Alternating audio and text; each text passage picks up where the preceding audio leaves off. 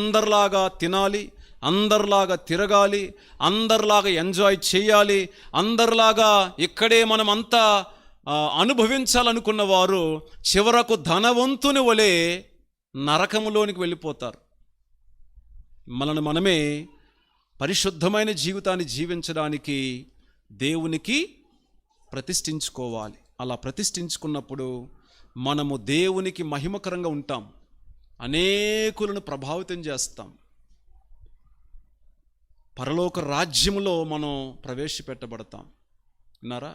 చెడుతనాన్ని చేయకుండా జాగ్రత్తగా ఉండండి అని అంటే ఎవరో వచ్చి మనల్ని కాపాడరో, మాటి మాటికి సేవకుడు మీ దగ్గర ఉండడు, కన్న తల్లిదండ్రులు ఉండరు, ఆత్మీయులు మీతో ఉండరు. బయటికి వెళ్ళినప్పుడు నీకు నీవే ప్రతిష్ఠించుకో. ఈ కంటిని ప్రతిష్ఠించుకో, లేదా నోటితో నిబంధన చేసుకో.